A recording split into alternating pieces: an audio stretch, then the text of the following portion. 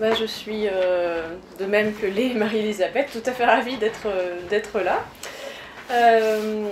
Donc effectivement, j'ai décidé de parler de ce thème, vous verrez pourquoi, en écho à une conférence que j'ai moi-même entendue ailleurs.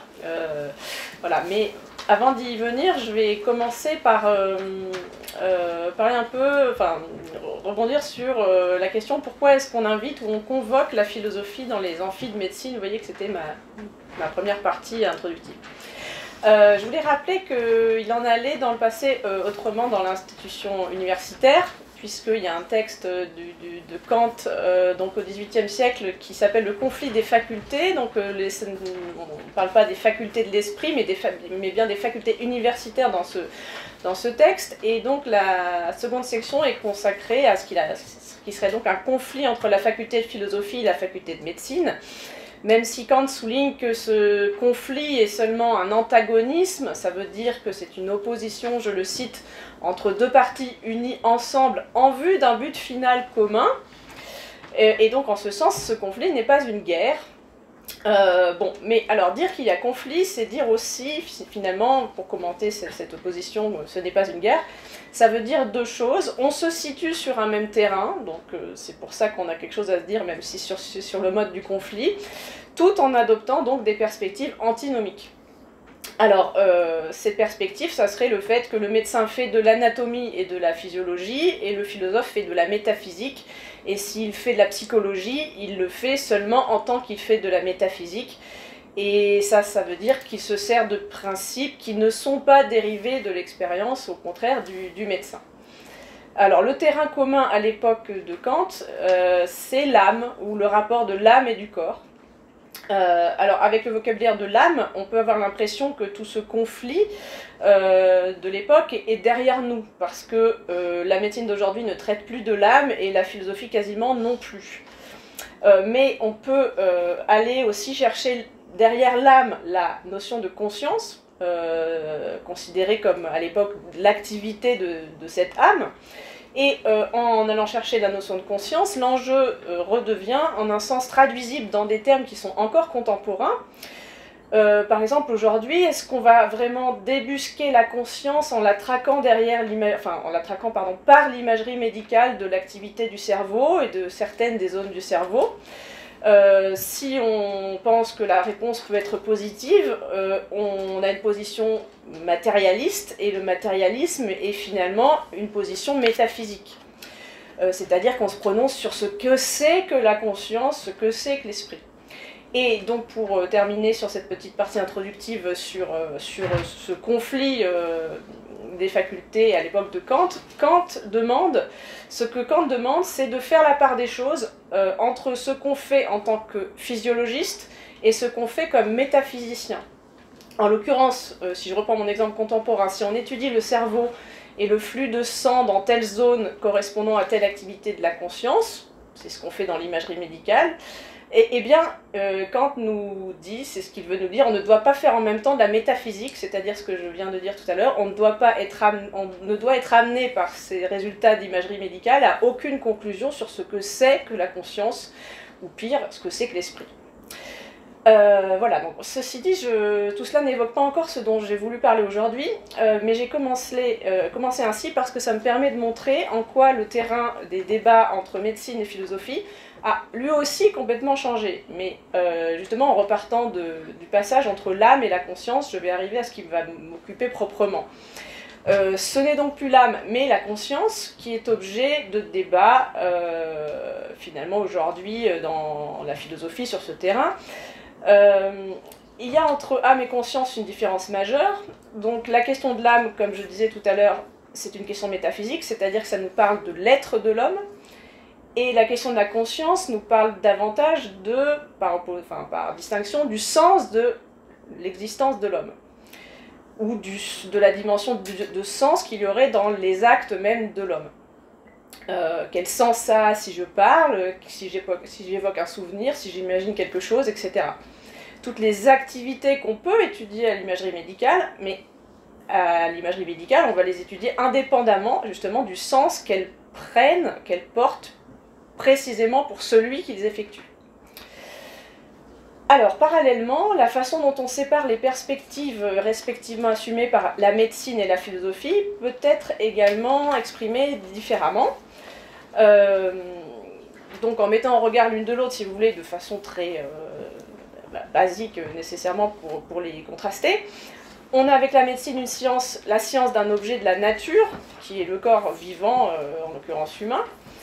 Dans la philosophie, une science de l'esprit. C'est la différence entre les sciences qui s'imposent au cours du XIXe siècle. La méthode d'une science de la nature, c'est l'explication, c'est-à-dire qu'on recherche les causes. Alors là, je parle que de la partie finalement de la théorie biologique qui sous-tend l'activité de la médecine. Et dans la philosophie, en tant que science de l'esprit, la méthode, c'est une méthode de compréhension. Ces concepts donc, se sont imposés avec Willem Dieteil qui justement essaye de poser la différence épistémologique entre ces deux types de sciences. Et la compréhension, finalement, c'est une méthode qui renvoie à l'interprétation, et donc ça m'amène au fait que c'est un travail sur le sens.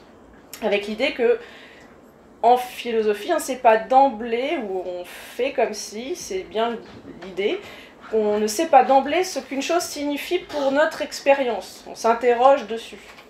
Et l'idée d'expérience m'amène à l'idée du concept que les philosophes appellent le pour soi, c'est-à-dire qu'est-ce qu'est une chose pour celui qui la vit, pour soi. Et donc on parvient à opposer, puisqu'on est parti de l'âme, cette idée de pour soi et l'idée d'âme. L'idée de pour soi, c'est ce qui est vécu, et l'idée d'âme, c'est une substance. La substance, donc c'est la question de l'être, et non pas du sens, c'est la question de ce qui assure notre existence dans l'être objectivement. Enfin, c'était cette question qui était au centre des rapports entre médecine et philosophie il y a 2 siècles. Et si je prends la conscience, eh bien le pour soi, ça signifie que c'est ce qui est donné pour nous, subjectivement, avec pour corrélat ce qui est visé par une conscience. Et si je prends ce terme de visée, qui est un concept que les philosophes, à partir de Husserl et de la phénoménologie, ont mis en avant pour traiter de ce que c'était que la conscience, eh bien, il y a fondamentalement le départ de quelque chose dans cette notion de visée qui mène à du sens. Parce qu'avec cette idée de visée, on vise un objet, on vise un quelque chose qui est présent à nous. Eh bien, l'esprit s'oriente vers quelque chose en fonction de quelque chose. Donc finalement, de faire cette opposition entre pour soi, âme, visée et substance, on pourrait résumer ça avec la formule de Sartre, justement, autre phénoménologue, l'existence précède l'essence, et donc ce qui intéresse dans la conscience, c'est l'existence et le sens qu'on pose avec lui. Alors, que tirer de ces considérations introductives ? Alors, finalement, compte tenu du fait que selon cette répartition des sciences, seule la philosophie et non pas la médecine serait du côté du sens, puisque donc philosophie du côté des sciences de l'esprit, compréhension, interprétation, sens, eh bien, faudrait-il finalement la philosophie pour donner du sens à l'expérience médicale qui serait de cela en attente?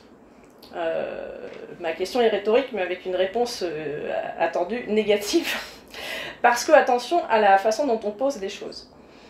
Est-ce que ce que je viens de dire, ça reviendrait à dire qu'il faut penser que vraiment il y a une situation d'extériorité mutuelle, que la médecine est vraiment en dehors de la question du sens et que la philosophie, s'y trouvant, viendrait donner du sens, comme on dit parfois. C'est pas ce que je pense, alors je recontraste quand même les deux disciplines. La médecine semblerait ou pourrait sembler à l'extérieur de la question du sens, parce que si on la pose, c'est une de ces dimensions, comme un ensemble de savoirs et de techniques, donc un ensemble qui en tant que tel est réglé par une finalité, on va dire, technique et pratique. Il y a une utilité de la science et de l'art médical pour le bien-être du corps, du sujet dans sa dimension corporelle. Et voilà, on est censé attendre, mais... et puis, du côté de la philosophie, la démarche est toute différente. La démarche est celle de revenir à ce qui, quelque part, fait problème, Et que quand on dit que quelque chose fait problème, c'est quelque chose qui ne fait pas directement sens, ou en tout cas pas jusqu'au bout, puisqu'on bute sur quelque chose par rapport à quoi on ne sait pas d'abord s'orienter. Donc il nous manque un sens quasiment au sens de direction. Et cette démarche d'orientation, elle est directement en prise sur la recherche d'un sens. Et la recherche d'un sens, c'est justement, toujours pour contraster, c'est autre chose que la recherche de quelque chose d'utile. Alors donc, contraste à cet égard, mais donc contraste, même si médecine et philosophie peuvent s'exercer sur le même objet, en l'occurrence le corps, sa santé ou sa douleur, à ceci près aussi que même dans ce cas, même quand la philosophie s'intéresse au corps, ce qui lui fait problème à la philosophie, s'agissant du corps, ça fait problème à l'esprit. C'est notre esprit qui s'intéresse ou s'interroge sur la question, mais qu'est-ce qui fait sens pour moi à réfléchir à cette notion de corps? Mais ce qu'on transforme de la médecine à la philosophie, alors qu'elles peuvent avoir le même objet, on va dire, c'est la compréhension de l'objet en question. La compréhension qui mène au sens. Pour ce qui est de la philosophie, Nietzsche a... Je vais reparler de Nietzsche plus loin. Nietzsche a... Enfin, finalement, on peut prendre cette phrase comme une définition possible de la philosophie. Il s'agit d'être interprète de nos expériences vécues. Donc on est toujours dans cette opposition, si on veut bien. Seulement dans la philosophie, on chercherait le sens, finalement, du corps. Bon, mais vous avez compris que je ne veux pas m'en tenir là, et qu'il s'agit ici, premièrement, sans doute, d'éviter l'écueil de dire que le philosophe vient donner du sens, comme si c'était de l'extérieur, à un registre où il n'y en aurait pas.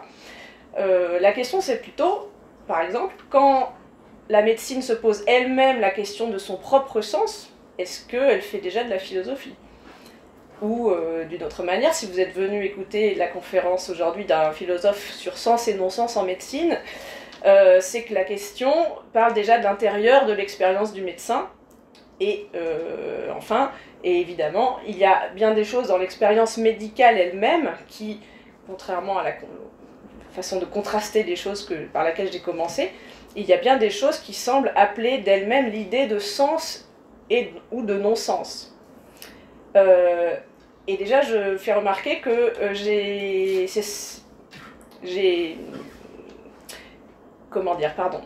évoqué ici la médecine avec les vocables de expérience médicale, et non pas seulement en tant que science, comme je l'ai évoqué tout à l'heure. En tant que science, j'ai placé la médecine, on peut placer la médecine à l'extérieur de la question du sens pour la distinguer de la philosophie, mais je viens d'évoquer autre chose que la médecine comme science, je viens d'évoquer l'expérience médicale. Et on sait fort bien, vous savez fort bien que la médecine n'est pas que cet ensemble de savoirs et de techniques que j'ai évoqué tout à l'heure, mais la mise en œuvre de ces savoirs et de ces techniques dans une pratique de soins. Pratique qui implique d'elle-même la relation humaine. Et donc il y a là des expériences qui sont celles du médecin ou du soignant en tant qu'homme, en tant que femme, donc en tant qu'être humain.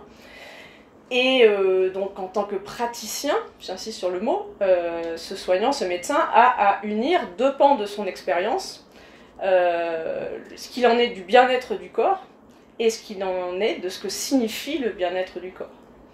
Je voulais, finalement, si j'avais un tableau ou quelque chose qui y ressemblait, j'aurais placé d'un côté le savoir, la technique, de l'autre côté la dimension de l'humanité, et puis j'aurais mis le praticien au milieu pour bien dire que c'est la rencontre des deux côtés. Et il me semble qu'on peut dire deux choses qui semblent s'opposer, mais en fait non, parce que ça dépend ce qu'on veut dire dessous. Le fait de voir la médecine en tant que savoir et technique, on peut dire que c'est un savoir qui est particulier, c'est-à-dire que, entre guillemets, pas tous les hommes maîtrisent ce savoir, donc seuls certains ont acquis le savoir qui leur permet de devenir médecin ou soignant, alors que du côté de l'humanité, c'est une expérience universelle, commune à tous les hommes. Par contre, si je prends maintenant l'ensemble des médecins ou des soignants, je peux dire qu'en tant qu'il y a un savoir ou une technique, qui les réunit dans cette catégorie.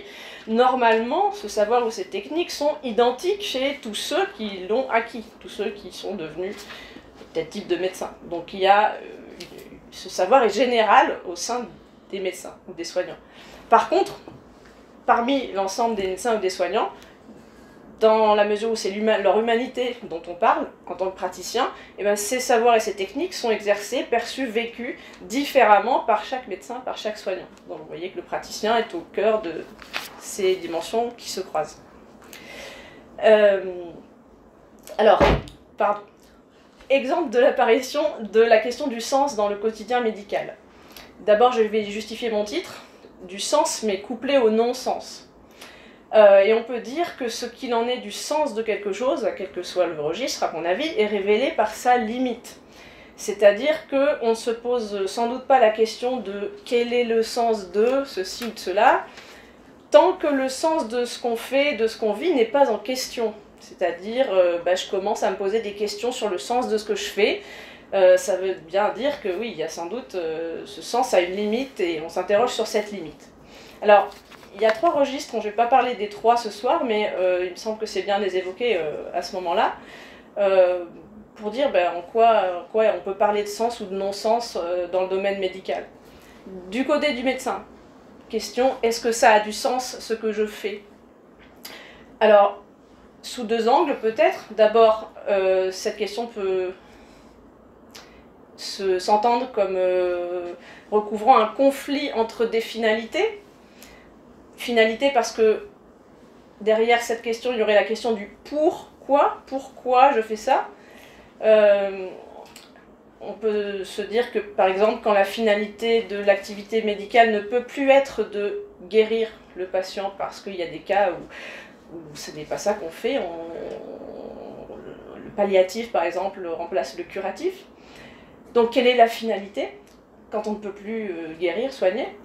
Et en tout cas, sans doute, de toute manière, quand la finalité d'éviter la mort n'est plus compatible avec le fait d'éviter une douleur irrémédiable, donc on a un conflit des finalités, typiquement entre vie et dignité. Maintenir à tout prix la vie au prix de la dignité, ça pose un conflit. Donc finalement, pourquoi? Qu'est-ce qu'on vise? Donc déjà là, un problème se pose. Et évidemment, les problèmes traités par l'éthique médicale. Après, j'ai pensé aussi à une autre question. Plus fondamentalement, soigner peut se voir comme une course qui éventuellement peut être perdue contre la mort ou contre la maladie. Alors comment faire face à l'échec de la guérison? Alors c'est vrai que notre raison nous dit que la guérison, on sait qu'elle n'a pas toujours lieu.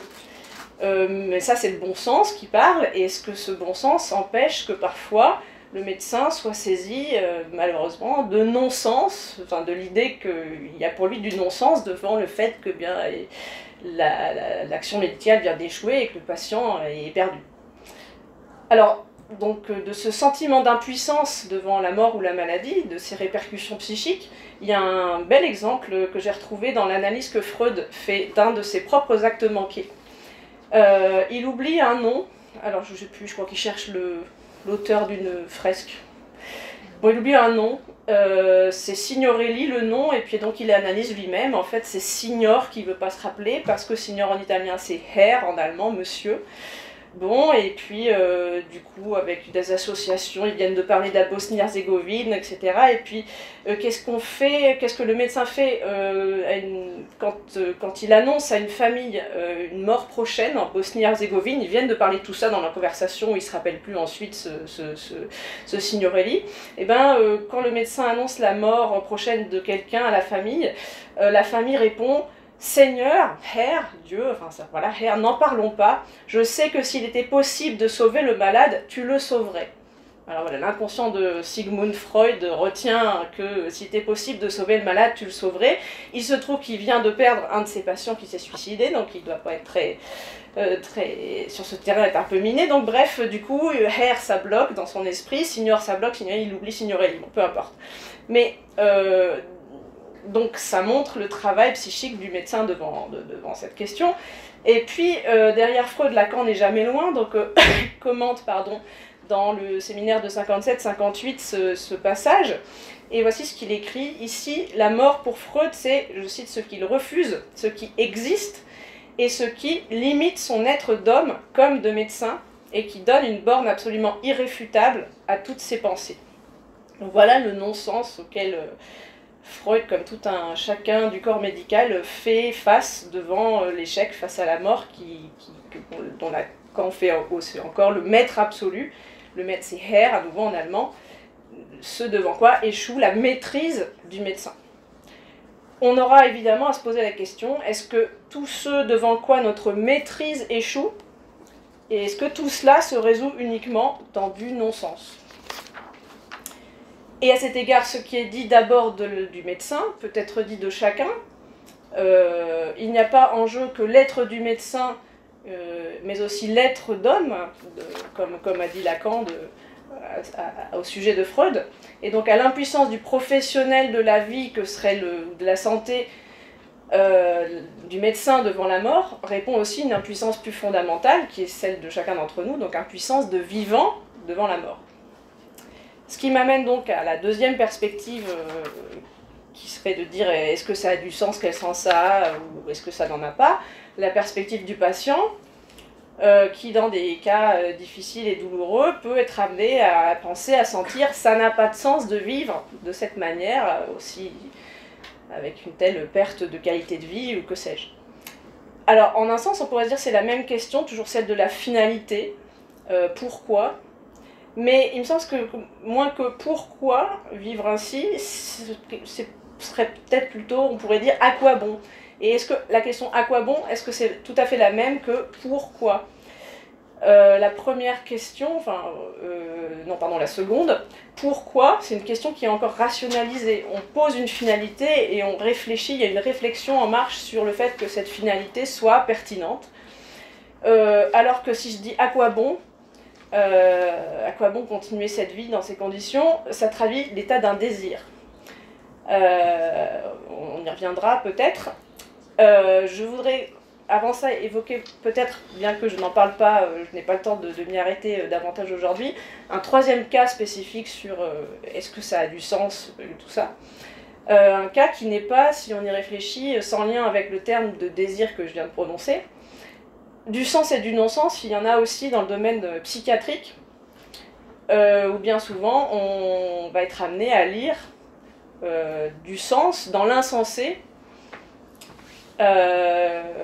L'insensé dans ce que dit le malade du service psychiatrique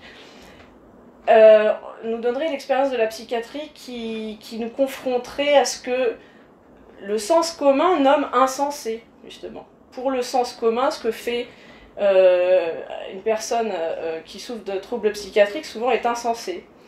Alors, qu'est-ce que ça veut dire insensé ici? Peut-être que ça veut dire irrationnel. Donc ce qui a du sens, ceci dit, voilà, est-ce que c'est la même chose que rationnel? Non. Bon, mais je voulais évoquer ces trois cas, mais je voulais voilà, juste les présenter. Et maintenant, ce qui m'importe, c'est de passer à la question du lien entre corps et sens. À partir de ce repérage de départ, je voulais donc dire que c'est le fait que la médecine a rapport à du vivant, qui fait aussi, au vivant, qui fait la spécificité de son contact avec la question du sens. C'est pourquoi je vais laisser désormais là la question de la psychiatrie de côté, même si elle m'aurait aussi intéressée. Certaines expériences du corps auxquelles se confronte professionnellement le médecin rappellent éventuellement à ceux qui font profession de pensée, donc les philosophes, les nécessaires limites du sens. C'est-à-dire que face à certaines expériences du corps qui a lui-même ses limites, on a le rappel, souvent cruel dans tous ces cas, que dans une existence humaine, nécessairement, tout ne fait pas sens. Et j'ai bien fait attention à la façon dont j'ai placé les mots, l'ordre des mots. Nécessairement, tout ne fait pas sens, ne veut pas dire la même chose. C'est quelque chose de bien plus fort comme énoncé que tout ne fait pas nécessairement sens. Non, j'ai dit nécessairement, tout ne fait pas sens. Alors, qu'est-ce qu'on a comme expérience limite du sens quand on parle de ce qui arrive au corps? pour le malade tout en tant que pour le médecin, les proches, dès qu'il y a approche de la mort, dès qu'il y a une douleur qui efface tout autre possible contenu de conscience, dès qu'on a des conflits de valeurs, comme je l'évoquais tout à l'heure, entre vie et dignité, on aurait de telles expériences limites du sens, où le non-sens, c'est plutôt ce qui vient d'abord frapper la conscience. Alors, comment essayer d'approcher ces expériences ? Donc le philosophe a pour outillage les concepts, donc quels concepts on peut essayer d'agrafer à ces expériences. Si je prends non-sens, qu'est-ce que je peux faire surgir conceptuellement dans l'idée de non-sens ? D'abord, notez qu'il apparaît lié à un sentiment, à deux niveaux. D'abord, sentiment engendré par la présence attestée ou attestable d'un non-sens. Si vous êtes face à quelque chose qui vous apparaît comme du non-sens, vous êtes révolté ou vous êtes découragé, c'est un sentiment. Mais aussi, le non-sens est donné lui-même sur le mode d'un sentiment. Le fait qu'il y ait du non-sens, ça renvoie à quelque chose de subjectif, un sentiment de non-sens qui fait qu'on ne peut peut-être pas objectiver ce sentiment.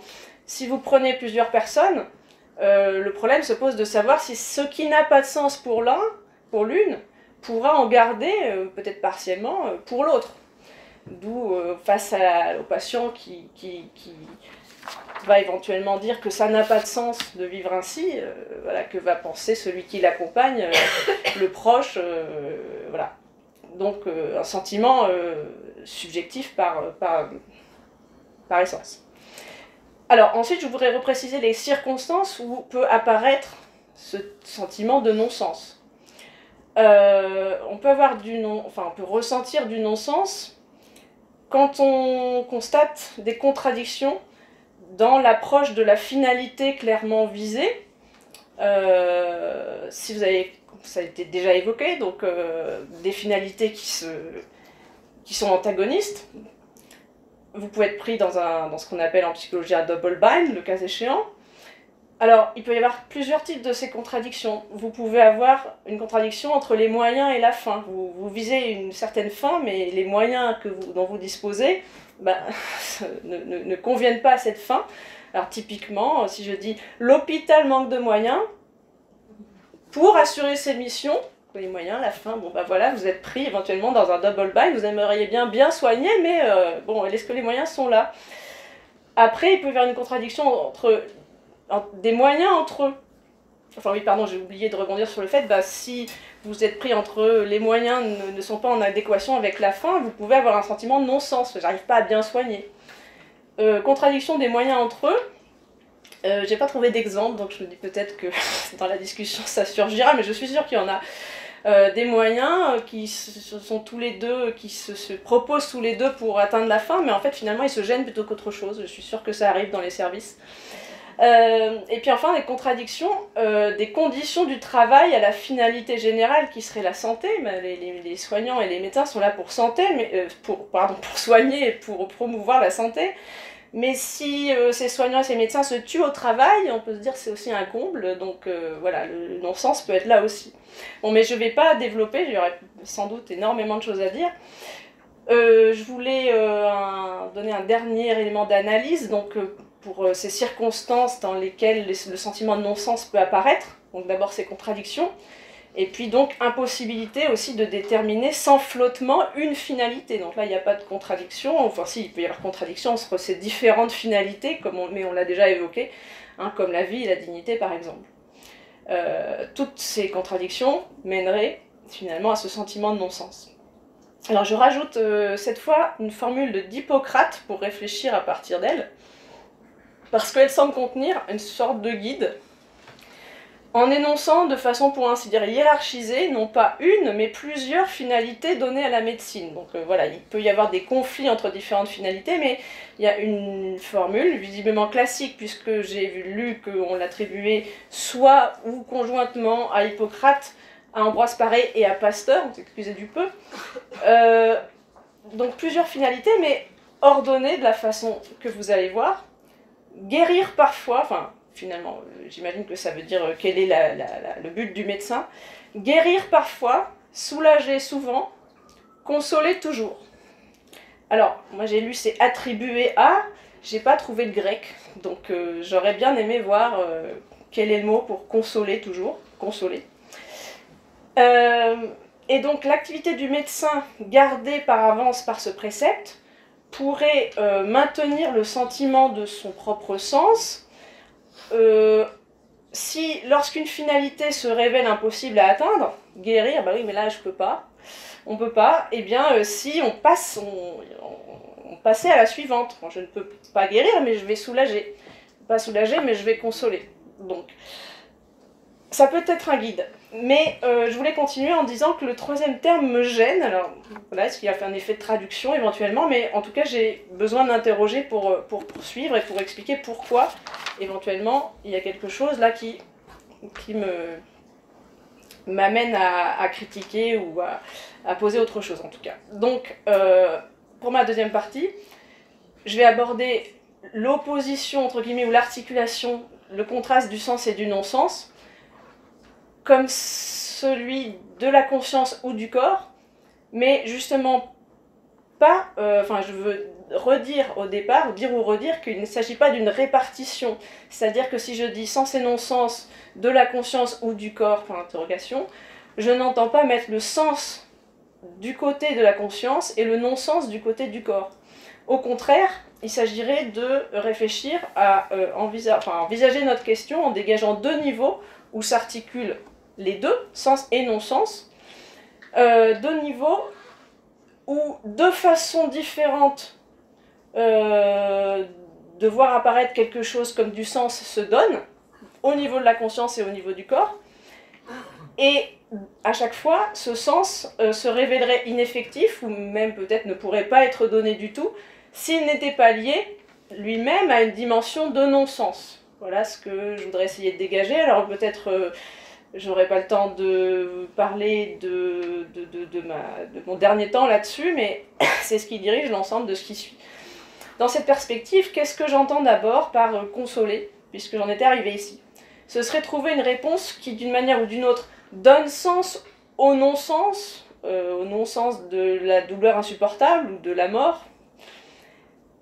Ou plutôt, on peut dire, ce serait donner sens d'une certaine manière, ou vouloir donner sens d'une certaine manière.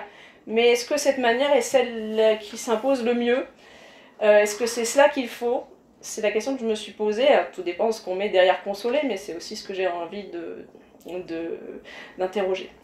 Alors c'est là que j'en viens à ce que j'ai trouvé intéressant dans la conférence que j'ai suivie il y a quelque temps lors d'un séminaire consacré aux articulations entre philosophie et psychanalyse. J'étais venue là et puis se trouvait invité un collègue que je ne connaissais pas de l'Université catholique de Paris, Emmanuel Falk. Je vous lis le petit extrait que je crois j'ai reproduit, oui voilà. Il faut effectivement n'avoir jamais été soi-même atteint de maladie ou ne pas se représenter ce qu'une aide-soignante peut vivre à force de prendre soin des corps exhibés, pour toujours croire et penser que le manifeste et le sensé suffisent à déterminer la corporéité. Donc à l'hôpital, soit patient, soit soignant, ferait l'expérience que dans un certain mode d'être du corps, des fois ça fait pas sens. Je résume ça comme ça. Alors j'étais intéressée dans ce qu'il a dit, puis ensuite j'ai lu, donc par les enjeux que donc ce monsieur Falk développe autour d'une notion qu'il a forgée précisément pour interroger, entre autres, l'expérience du corps des patients qui ne peuvent plus que se reposer sur leur lit, des corps mourants ou des corps trop souffrants. Aussi, à l'inverse de toute douleur, il interroge, il pense aussi à ce qu'il en est de l'anesthésie, un corps qui n'a plus de conscience pour le diriger, qui repose vraiment. Alors pour prendre ici seulement ce qui nous occupe, des corps dont l'épreuve extrême ou les besoins de la situation de soins, comme dans l'anesthésie, l'épreuve ou les besoins de la situation de soins vont exclure quasiment que dans ce corps parle encore un sujet. Mais on constate aussi que à l'hôpital, ces corps n'en sont pas moins reconnus et traités, ça ne fait pas l'ombre d'un doute, comme des corps humains, enfin comme humains en fait, tout simplement.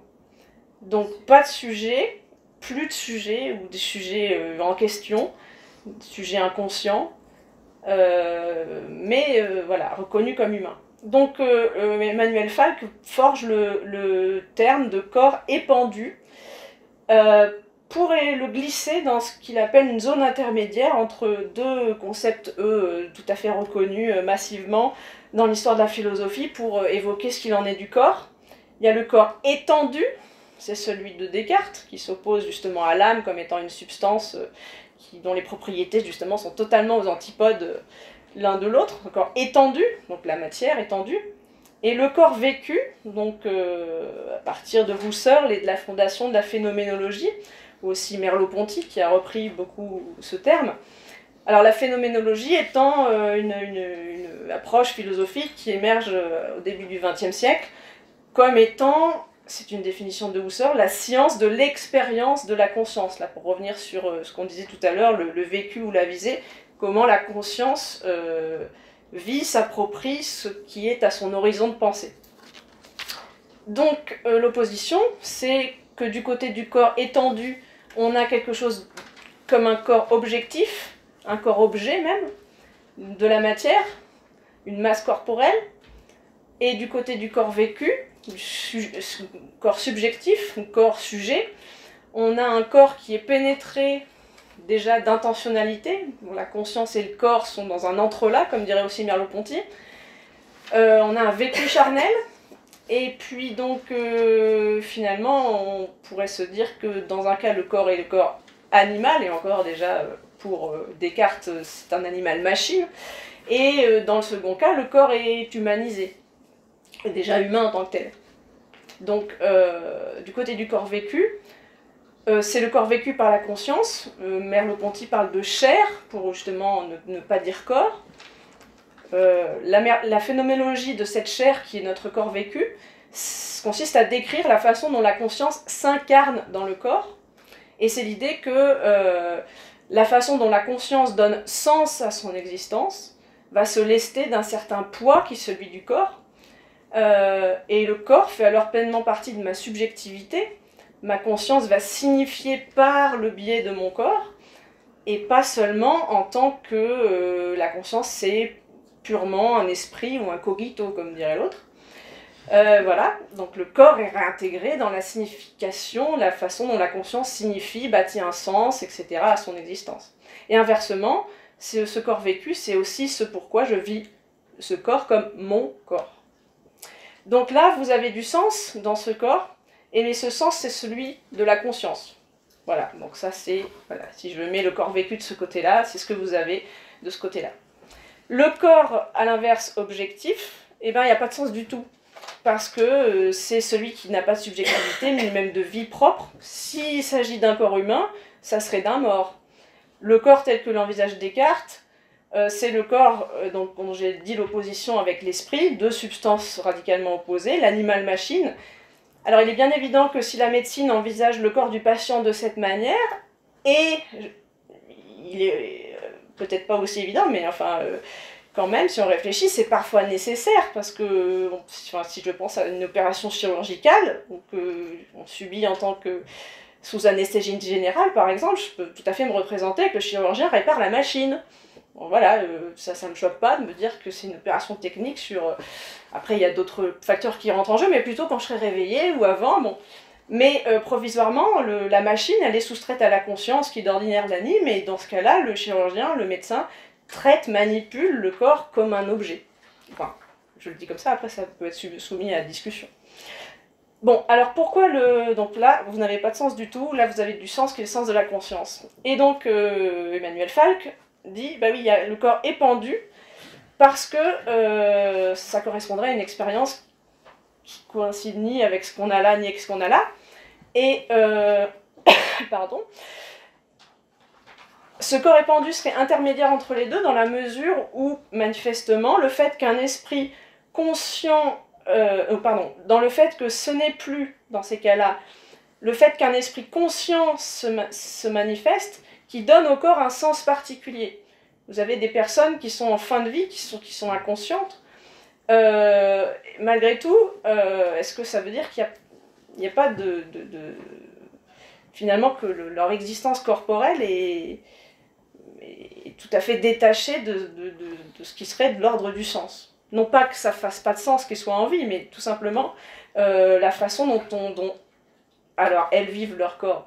Comme c'est en conscience, c'est difficile à poser la chose de cette façon, mais si vous êtes soignant, si vous êtes un proche, ben, est-ce que vraiment il n'y aurait pas de différence entre un corps-objet que j'ai décrit sous prétexte, si j'ose dire, que la conscience ne semble plus habiter ce corps?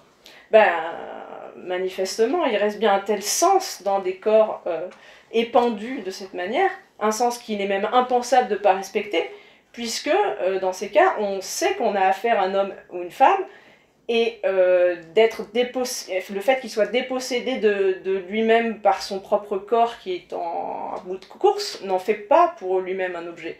Jamais un patient n'est traité de cette manière-là, ça ne vient même pas à l'esprit. Donc, le philosophe essaye de réfléchir cette expérience en disant il faut quelque chose d'intermédiaire entre le corps vécu, on est à la limite du vécu parce qu'on ne voit plus de conscience, et puis le corps objet. Dans aucun de ces deux cas, ça ne rend compte, donc le corps épandu, c'est celui qui est là, qui ne fait que gésir, que reposer, qui est à la limite plus investi d'une conscience, mais qui n'est pas pour autant un objet. Alors, d'un côté, vous voyez, il y a vraiment cette position d'intermédiaire, parce que c'est un corps qui semble, d'un côté, tendre du côté de l'objet, parce qu'il n'est plus vécu, justement. Alors, je donne juste quelques citations pour montrer comment Falk pose ceci. Il écrit, par exemple, « Je ne vis plus mon corps. Ce corps, en quelque sorte, me vit. » Ou alors, « Le vécu de la souffrance n'est quasiment plus le mien, puisque le moi lui-même se détruit à force de souffrir. » Là, ce serait plutôt l'expérience effectivement d'une sorte de dépersonnalisation dans un maximum de souffrance. Et donc, voilà, il y a ce qui est perdu, c'est l'appropriation du corps. Alors ça peut sembler, voilà, le corps passe d'une certaine manière du côté de l'objet parce que je ne vis plus mon corps, mais d'un autre côté, il s'agirait aussi d'un corps qui aurait décalé la présence même d'un sujet en le déportant de la conscience où on a l'habitude de le situer, le sujet, et le sujet serait moins cette fois-ci dans la conscience que dans le corps lui-même, le corps en tant qu'il est encore vivant. Donc s'il y a encore un moi et un sujet dans ces cas, que décrit Emmanuel Falk, ça serait un moi qui se serait fait, comme il écrit, chose, et c'est comme tel qu'il est épandu sur le lit, pour reprendre son vocabulaire. Alors il insiste sur le fait que cet état du corps, c'est un état limite du point de vue de ce qu'il en est du sens et de la signification. Là encore, sous deux points de vue, parce que les personnes dont on parle ont un corps qui ne leur permet plus de donner consciemment à signifier, même si vous êtes encore conscient, si la douleur vous fait hurler, donc il écrit, lorsque le corps hurle, il ne parle pas. Donc il n'y a plus de signification si la douleur fait exploser tout ça. Et puis il y a le cas on ne peut plus s'approprier ce qui est vécu, le corps comme celui que la maladie me rend si difficile à faire mien. Alors il utilise le témoignage de Daudet, donc l'écrivain qui visiblement a énormément souffert pendant de très nombreuses années. Donc il a écrit un texte publié de façon posthume qu'on peut trouver aujourd'hui facilement, je crois. La doulou, alors la douleur, bien sûr, je ne sais pas pourquoi sous cette forme c'est exprimé. Et par exemple, il écrit ceci. D'abord, à quoi ça sert les mots pour tout ce qu'il y a de vraiment senti dans la douleur, comme en passion. Les mots, ils arrivent quand c'est fini. Donc, à la limite, quand justement on atteint cette limite des corps dont on parle, quand le corps, bien qu'il reste vivant, annihile d'une certaine manière la conscience ou la possibilité d'employer la conscience à parler ou à penser, on se situe, comme propose l'auteur, en deçà du sens et du non-sens. C'est ni sens ni non-sens, écrit Falk. l'état du corps détruit jusqu'à l'horizon même de sa possibilité d'apparaître comme aussi de signifier. Alors, pour éclairer la dernière ligne, être ni sens ni non-sens, ça dit bien que c'est autre chose que du non-sens. Qu'est-ce qui se passe ici? Alors, quand on a affaire à du non-sens, on suppose encore que là où on rencontre le non-sens, il devrait y avoir quelque chose qui fait sens, quelque chose de sensé. Il y a toujours quelque chose qui signifie, mais de façon aberrante. On dit, mais qu'est-ce que c'est que ça? C'est un non-sens. On attend toujours du sens. Mais dans l'état des corps des personnes dont parle Emmanuel Falk, des corps épandus, il y aurait un état du corps qui ne permet plus qu'il y ait en quoi que ce soit cette signification qui d'ordinaire est portée par la conscience de la personne, parce que tout simplement le corps fait que il n'y a plus de pouvoir de signifier ou non, c'est ni sens ni non-sens, on n'a même pas le pouvoir de signifier ou d'avoir une signification aberrante. Dans ce que dit Falk, il y a aussi une façon de se positionner dans le cadre d'une polémique, en l'occurrence relative à l'éthique médicale. Dans le domaine de l'éthique médicale, on a observé un boom des approches phénoménologiques, on va dire. J'ai pas eu le temps de m'y pencher beaucoup, mais je sais effectivement que c'est très présent. Et par là, il faut entendre ici, en tout cas chez lui, dans son livre, une certaine mise en œuvre de la phénoménologie. Pas forcément toutes les approches phénoménologiques, mais l'approche qui se base sur ce qu'il appelle le primat du sens, justement, c'est-à-dire d'un sens qui serait donné, construit, vécu par la conscience du sujet.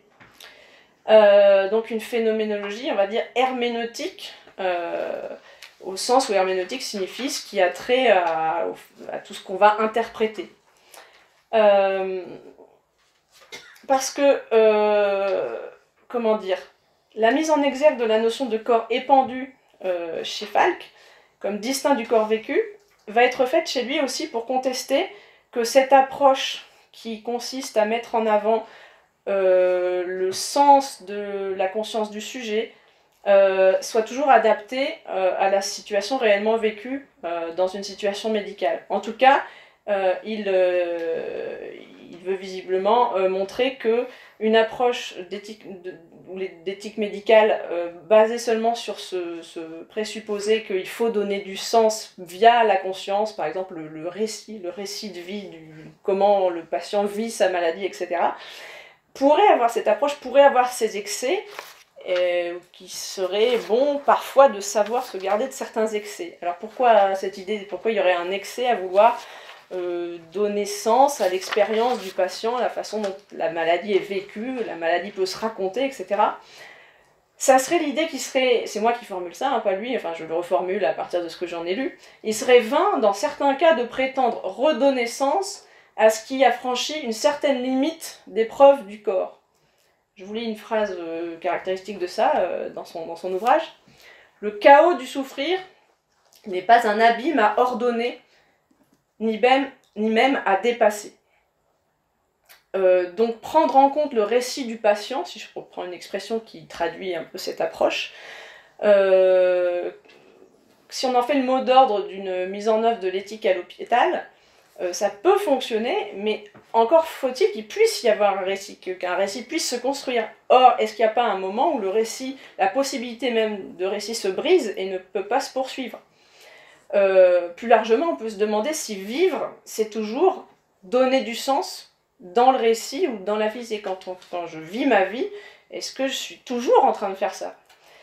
Alors, il ne s'agit pas peut-être de remettre en cause ce type d'écoute, d'effort herméneutique envers le patient en général, mais il s'agit en tout cas de pointer que ça serait peut-être pas cet effort-là dont certains patients finalement auraient besoin. Alors ça me ramène à consoler, puisqu'il semble que c'est ce que je peux ramener finalement, en tout cas au soupçon que j'introduisais plus haut contre cette idée ou ce mot de consoler. En tant que consoler, ça serait tenter d'apporter du sens, un sens qui est du registre de la conscience, mais parfois on est en deçà de ce niveau finalement, enfin de ce registre. Le paradoxe d'une certaine mise en œuvre de l'éthique des corps malades ou mourants, selon l'ouvrage que je commente, Éthique du corps épandu, donc, ça serait de chercher à faire sens, je cite, là où la souffrance est de l'ordre de l'infance, c'est-à-dire de ce qui ne peut pas parler. Comme on l'a évoqué avec Daudet, la citation que j'ai donnée, quand il s'agit vraiment du moment de souffrir, et ben ce récit, les mots mêmes, ben ça ne peut pas être. Alors, autre façon d'essayer de faire sentir le porte-à-faux, si vous voulez dire, on ne peut pas se représenter parfois qu'il y a effectivement, en un sens, rien de plus insupportable, dans certains cas très douloureux, quelle que soit la douleur, qu'un discours qu'on nous sert, si j'ose dire, en tout cas qu'on nous propose, qui cherche à donner du sens à ce qui, pour nous n'en a pas, ou ce qui est au-delà du sens. Ce discours, vous le sentirez peut-être comme bien intentionné, mais vous le ressentirez comme faux, quelque chose qui, peut-être même vous ressentirez que on peut analyser que ça peut confiner à la limite à du déni. On veut donner du sens, mais oui, mais au bout d'un moment, est-ce qu'il n'y a pas une limite au-delà duquel ça fait même plus sens de vouloir donner du sens? Par exemple, j'ai essayé de réfléchir justement à un exemple de quelque chose qui serait maladroit, dire devant une grande souffrance qu'il s'agit d'une épreuve, comme si quelqu'un l'avait donné, comme si quelqu'un en attendait plus ou moins un succès, surmonter l'épreuve. Bah oui, mais il y a des fois où vous avez envie de baffer celui qui va vous dire ça. Bon, et dans si vous voulez ce à quoi je veux en venir, c'est dans la formule d'Hippocrate, est-ce que consoler parfois ne serait pas faux si ça devenait un effort pour occulter le non-sens, avant de le reconnaître? Bon, mais alors dans ce cas-là, comment encore soulager? Peut-être en sachant se rendre sensible à un autre registre dans ce qui reste éventuellement encore de sens, mais peut-être faudrait-il chercher ce qui reste éventuellement encore de sens, là où pour la conscience, il n'y a plus que du non-sens.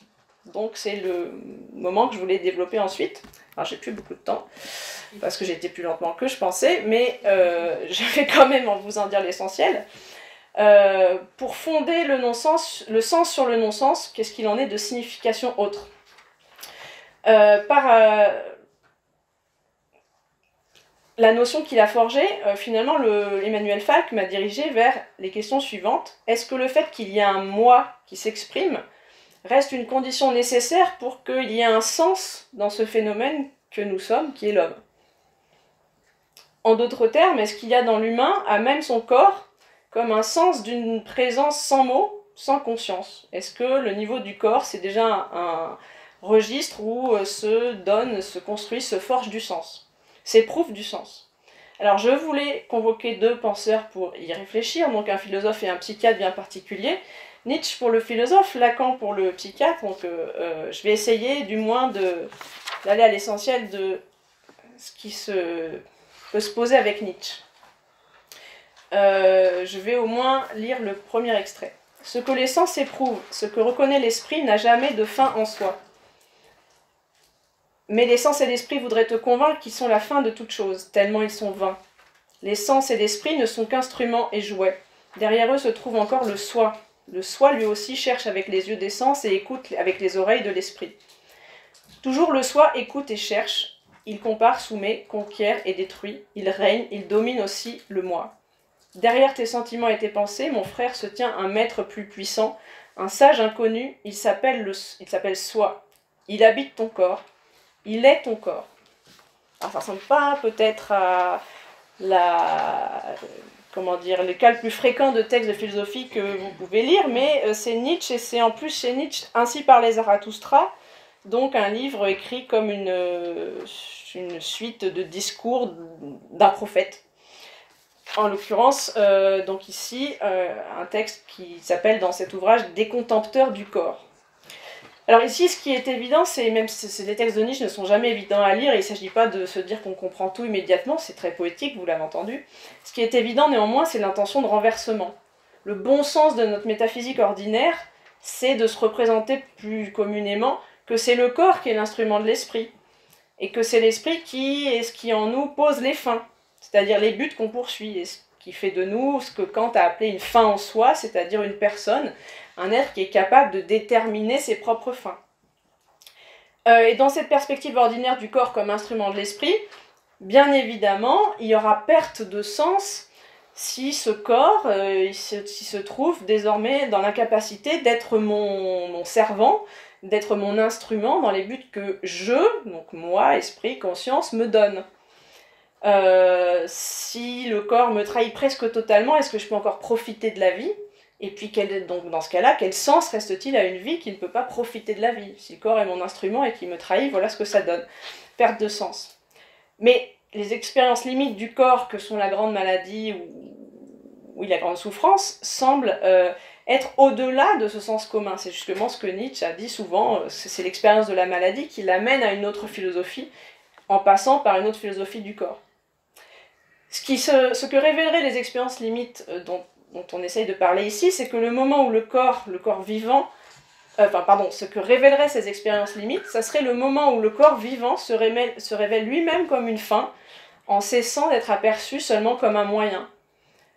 Par exemple, dans l'expérience du corps qui ne veut pas mourir, si j'ose dire, c'est un peu abusif peut-être de dire veut, mais finalement, c'est lui qui impose sa loi, c'est le corps qui va résister jusqu'au moment où il ne résistera plus, et puis l'esprit et la conscience n'y fait pas grand-chose là. Cette dimension du corps comme étant lui-même une fin, peut-être qu'on n'aperçoit qu'au moment où reflue la dimension ordinaire qu'on a du sens, qui est usuellement celui de notre conscience, de notre être en tant que personne.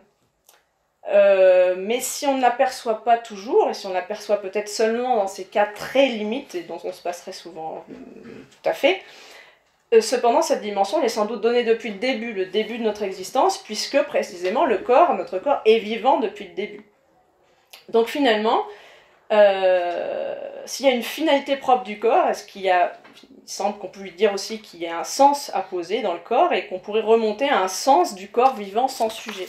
Donc je passe ce que j'ai prévu de dire sur Nietzsche encore, mais c'est l'essentiel finalement de ce que je voulais dire là-dessus.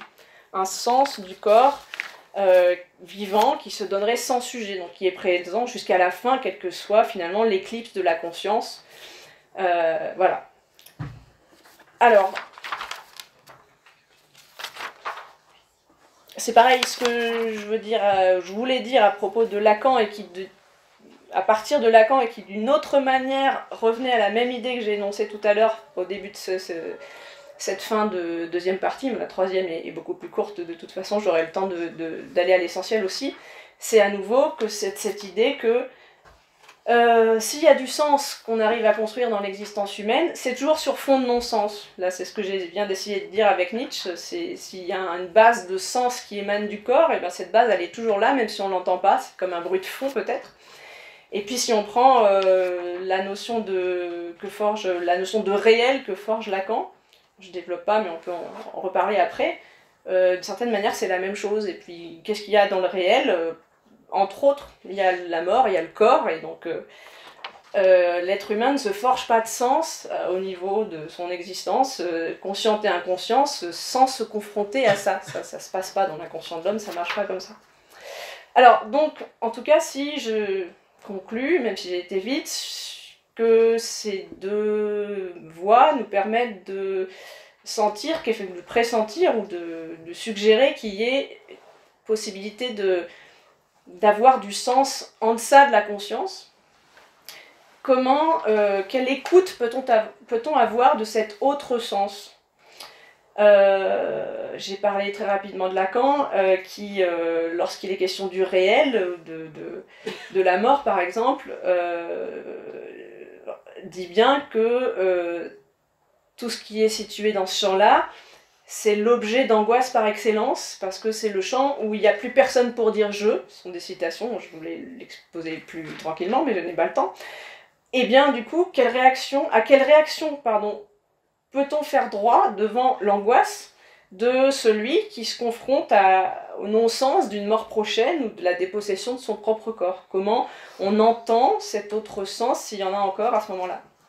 Alors comme je l'ai proposé, consoler, ce serait un terme qui, lui, au contraire, si j'ose dire, relèverait du sens de la conscience. Ça correspondrait à vouloir mettre un baume sur les douleurs du corps, les défaillances du corps, mais un baume qui est encore celui de l'esprit. Mais est-ce que c'est cela dont il s'agit ici? On voit que plus largement, ça veut dire finalement que celui qui souffre ne peut pas entendre de belles paroles. Alors qu'est-ce que peuvent être les mots pour ne pas être juste des belles paroles? ou même aller plus loin, en reconnaissant que le sens dans la parole se fonde soit sur le non-sens dans la parole elle-même, là je vais vite, hein, je suis désolée, mais des choses qui ne sont pas dites mais sont entendues dans ce qui se dit, soit reposent sur un sens d'avant la parole. Parce qu'il y a aussi des choses qui se disent dans le silence, par exemple.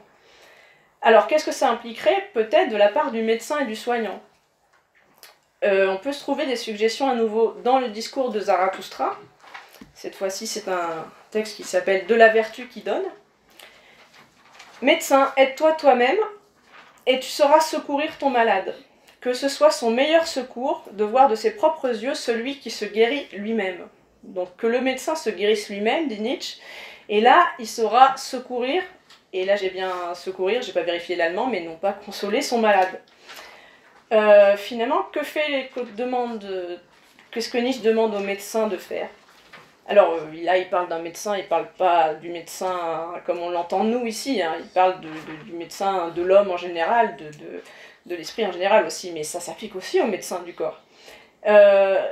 Celui qui se guérit lui-même, ça serait celui qui a su faire un pas au-delà, parler ou écouter depuis un autre terrain que le terrain ordinaire de ce qui se dit au niveau conscient et au niveau de ce qu'il y a de sensé dans la parole, de directement compréhensible de la parole. Alors un terrain qui certes n'est pas l'au-delà au sens de l'au-delà du corps, parce qu'on dit l'au-delà, généralement c'est un au-delà justement du corps, où il n'y a plus que de l'esprit. Mais c'est un tout autre au-delà dont il est question ici, c'est le terrain du corps en tant qu'il est au-delà de la conscience notamment. Alors, j'ai repris le pas au-delà, faire un pas au-delà. Je l'ai repris du titre d'un ouvrage de Blanchot, qui n'est pas sans écho à ce qui se dit ici.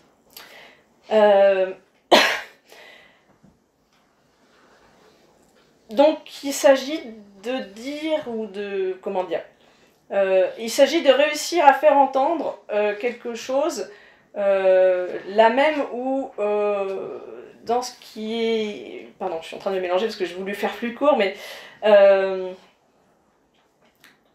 il s'agit de reconnaître que justement rien de ce qu'on dit n'est vraiment à la hauteur de ce qui est en jeu dans ces situations, pour qu'on se positionne peut-être correctement.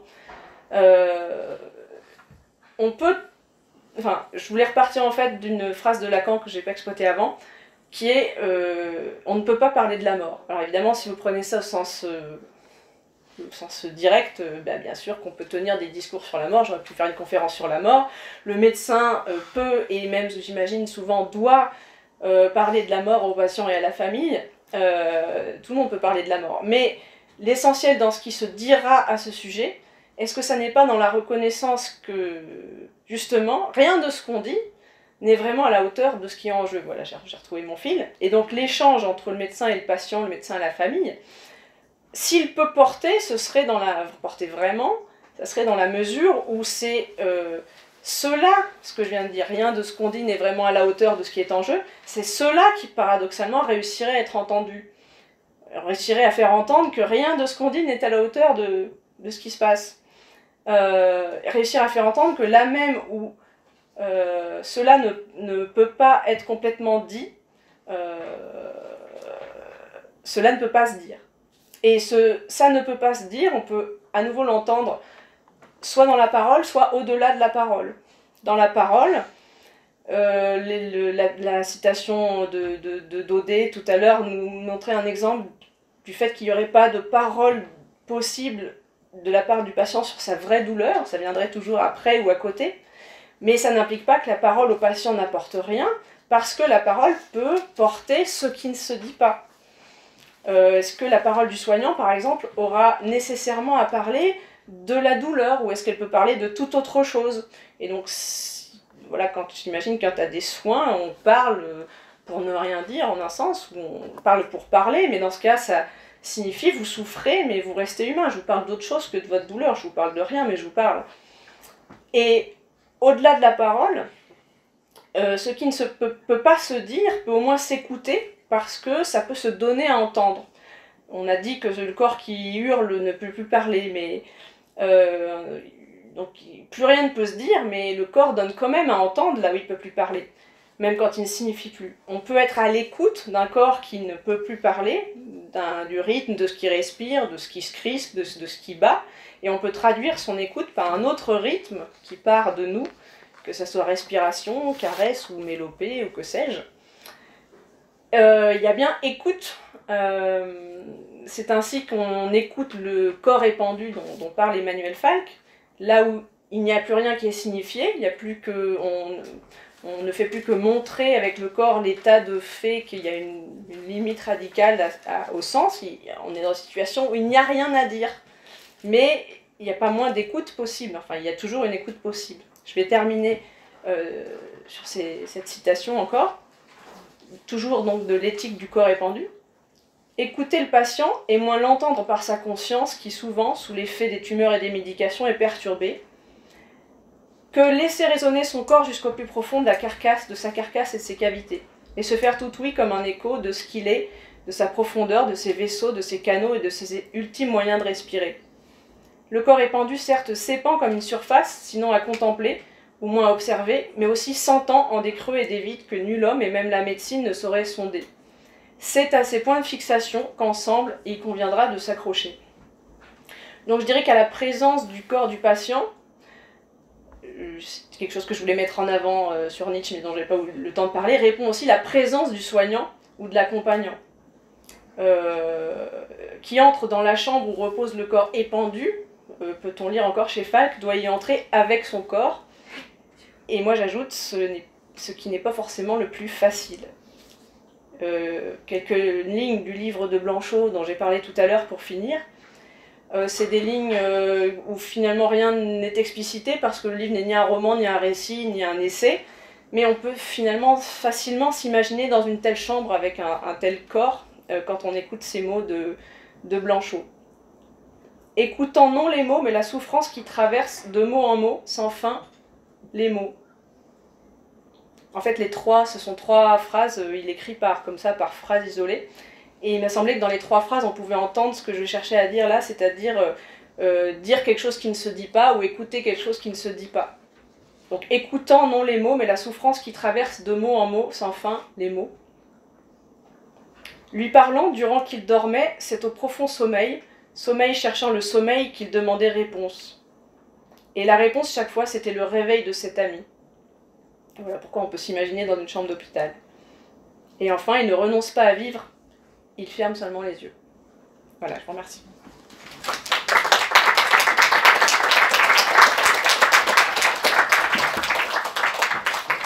Je peux lancer la discussion. Merci. À la fin, je comprends bien l'idée que, ce que j'ai bien compris, ce qui revenait beaucoup à la fin, c'était l'idée que il y aura un enjeu qui serait toujours plus grand dans l'expérience de la maladie, etc., que ce que les mots pourraient dire. Est-ce que c'est bien ça? Oui, mais entre autres, oui, oui. Et j'ai toujours un problème avec cette idée que le langage serait incapable d'exprimer ou ne serait pas en mesure d'exprimer certaines choses. Du coup, en fait, je voudrais juste bien comprendre quel est l'argument qui mène à cette thèse. Alors, c'est moins un argument que la situation dont on parle. C'est-à-dire que ce qui a déclenché le fait de parler de ça aujourd'hui, c'est vraiment cette conférence, la lecture de ce livre, donc de se dire c'est quoi, qu'est-ce qu'il appelle un corps épandu, à quelle situation ça renvoie. Ça renvoie à des situations où on ne peut pas parler, enfin, je veux dire, il n'y a plus rien de ce type, parce qu'il n'y a plus de parole, il n'y a plus de conscience. Moi, je suis la première à mettre de la littérature en jeu pour expliquer les choses. Donc, bien sûr on peut dire des choses magnifiques qui disent vraiment la douleur. Lisez Adrien de Marguerite Yourcenar. Enfin, et puis même dans des conversations qu'on a, oui, les choses peuvent se dire, mais comment elles se disent? Elles se disent pas seulement au niveau où elles se disent dans la succession, sujet, verbe, complément, etc., tout ce que vous voulez, au niveau de la chaîne des signifiants. Elles se disent à un autre niveau aussi. C'est ce niveau-là qui m'intéresse. Bien sûr que le langage dit, mais alors, pour répondre à deux niveaux, des fois il dit à un autre niveau que celui où on a l'impression qu'il dit, c'est ça qui m'intéresse davantage, et d'autre part, là, on parle de situations où objectivement, vous êtes dans une chambre pendant plusieurs jours éventuellement pour veiller quelqu'un et il se dit plus rien, mais voilà, quel sens ça a, cette expérience du corps? Moi, je trouve que tu as fait quelque chose de merveilleux, tu as vraiment rendu cette... Alors je dis qu'elle a vraiment très bien parlé, je pense qu'elle nous a très bien fait comprendre ce que nous pouvons vivre tous les jours, alors en tant que médecin, quelquefois en tous les cas, et puis en tant qu'être humain. Et justement, moi, enfin, contrairement à Samuel, je trouve qu'on a senti, parce qu'on ne sait plus à quel niveau il faut le dire, et est-ce que même on a besoin de le dire, mais on a senti cette détresse, quelque part, de l'humain face à cet outil qui, à un moment donné, ne sert plus, et qui, pourtant, ne le déshumanise pas, et d'autres choses en jeu que tu as mis. Alors c'est toujours formidable de pouvoir avoir des connaissances littéraires, parce que c'est vrai que d'une manière générale, les artistes, que ce soit avec la peinture ou les auteurs avec les livres, disent des fois mieux que nous ne pouvons le dire avec un discours que tu as bien séparé du vrai sens des mots. Le discours est une chose et le vrai sens en est une autre, hein. Donc, et moi je regrette que tu n'aies pas pris peut-être 5 minutes de plus pour nous dire ce que tu voulais dire un petit peu plus sur Nietzsche ou Lacan, mais peut-être que ça va revenir et que tu nous le diras. Et je trouve que c'est redonner une place entière au corps, on va dire encore absorbé de sens lui-même, même s'il n'est plus dans le sens de la vie, mais dans le sens de ce vers quoi il va, de la mort, ou de pouvoir nous le réhabiliter. Et tu as dit par exemple, oui, on peut toucher un patient, on peut à un moment donné, et simplement l'atmosphère de dignité, l'atmosphère d'écoute, de présence, qui n'a plus rien de verbal, oui, mais ça fait écho à ce que finalement j'avais envie de corriger un peu ce que j'ai dit en répondant à Samuel, et il peut aussi, enfin, j'ai dit veiller quelqu'un qui, lui, ne peut plus parler, mais nous, on peut parler. Alors c'est vrai que des fois on se dit, mais quel sens ça, il m'entend pas, mais on le fait quand même, généralement. Et c'est pas le moment de dire, comme tu disais, épreuve, mais au contraire de parler d'un bon souvenir, de quelque chose qu'on faisait, peu importe, mais donner encore de la vie autour de lui, mais une vie calme, une vie quelque chose qui ne veut pas lutter. La fureur Sanardi, c'est terminé, on est passé à autre chose. Voilà. Alors, dans quelque chose que j'avais prévu de dire, mais qui est passé à la trappe, j'avais quand même aussi prévu de dire, je veux pas non plus donner l'impression de, justement, enfin, qu'il y ait forcément une perspective comme un angélisme ou un irénisme, parce que justement, c'est pas forcément calme, ça peut être, même si on arrive à sentir qu'il y a du sens dans ce que j'essaye de travailler, là c'est pas très clair pour moi non plus, mais enfin un niveau du corps qui parle plus, qui semble dans une dimension où il n'y a plus de sens, etc. Mais au contraire, on sent qu'il y en a, mais ça peut être quand même insupportable. Même si le corps lutte, c'est une forme de sens, c'est ce que je voulais dire avec Nietzsche, il y a du vouloir vivre, donc il y a une forme de sens au niveau du corps, mais c'est quand même insupportable, parce que la lutte, ça fait mal, et puis, mais c'est du sens, bon, c'est ce qui m'importait de travailler, enfin, ça ne veut pas dire que ça fait pas mal. Et puis pour le proche, le corps de la personne qui va mourir, il est encore présent, puisque c'était l'autre notion, vouloir vivre et présence, qu'est-ce que c'est le sens du corps. Enfin, avec Nietzsche, je voulais essayer de travailler ça avec Nietzsche, s'il y a un sens du corps qu'il essaye manifestement, enfin explicitement de faire, il appelle ça j'ai passé aussi ces passages-là, mais dans Zarathustra, il appelle ça le sens de la terre. En fait, au début, on comprend pas forcément ce que c'est que ce sens de la terre, mais en travaillant les textes, on se rend compte que ça serait le sens donné au niveau d'un corps où il n'y a pas plus forcément de sujet. Le sens de la terre opposé au sens qui serait celui du ciel, donc le ciel, métaphoriquement, la religion, l'esprit, etc. Donc, excusez-moi, j'ai perdu le fil de ce que je voulais dire. Oui, donc vouloir vivre et présence, ça serait deux façons par lesquelles on pourrait essayer de cerner mieux ce que c'est ce sens du corps, que en l'occurrence il appelle sens de la terre, mais peu importe le sens de la terre, mais sens du corps, ça peut être ça, le vouloir vivre dans la lutte ou la présence du corps, mais la présence, la pure présence du corps de celui qui est inconscient, qui est encore là avec son corps et qui nous, qui semble nous signifier semble encore être présent pour nous en tant que personne, rien que par son corps, ça veut pas dire que c'est apaisé, ça peut être quand même insupportable parce que la personne elle est quand même absente, mais le corps est présent, voilà, c'est le paradoxe qui m'interrogeait.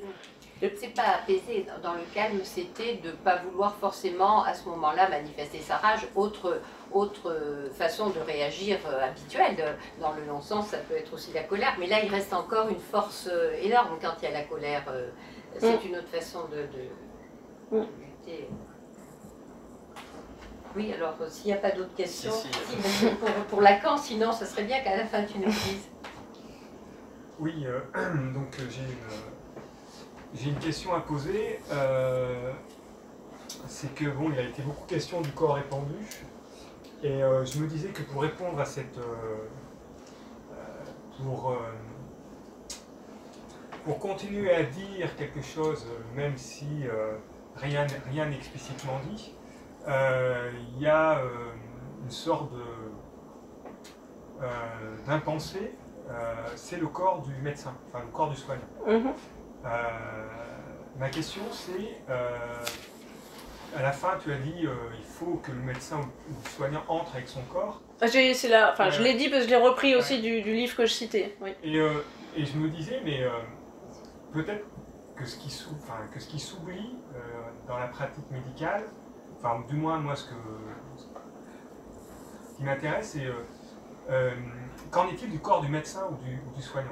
C'est-à-dire, par exemple, je m'interroge toujours pour savoir si les infirmiers ou les médecins, on a l'impression qu'ils n'ont aucune autre... Enfin, quand ils entrent dans une chambre qui a des gros abcès, du pus qui coule, etc., nous, on arrive et ça nous fait horreur.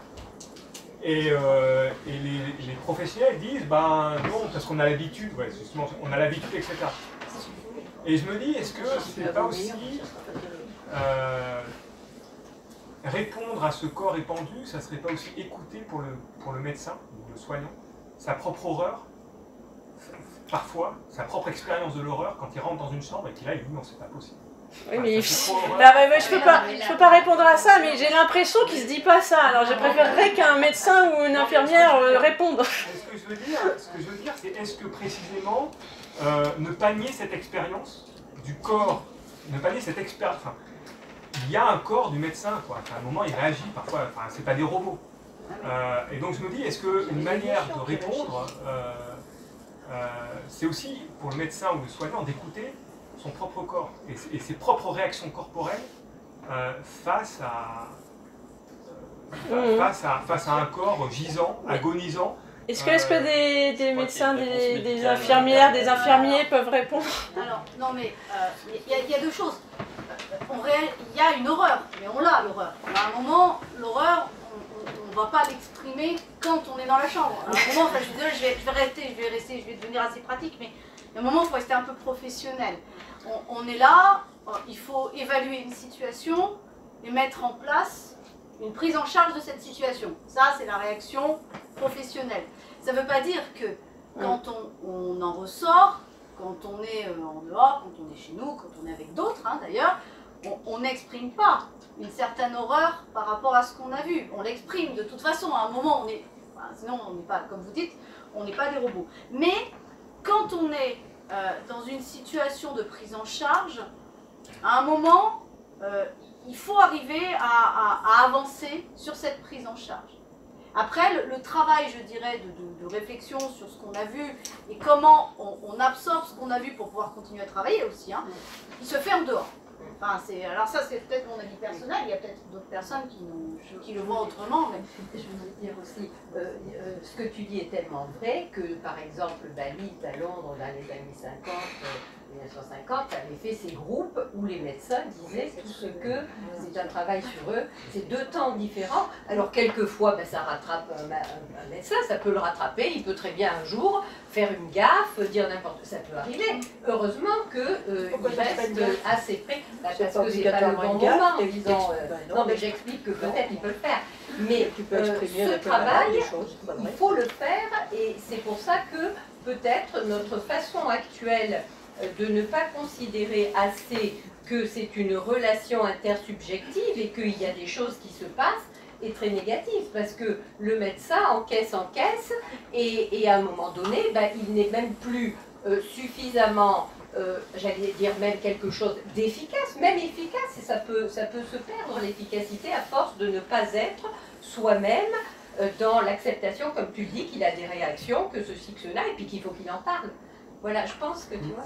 Et entre ce que vous dites les uns et les autres en réponse, là, tu parles de relations intersubjectives, mais voilà, il y a une sorte de fil qui a fait un petit parcours là, mais ce qui est intéressant, effectivement, de se dire que cette relation intersubjective, comment elle passe nécessairement par le corps. Enfin, qu'est-ce qu'il y a à faire à ce niveau-là?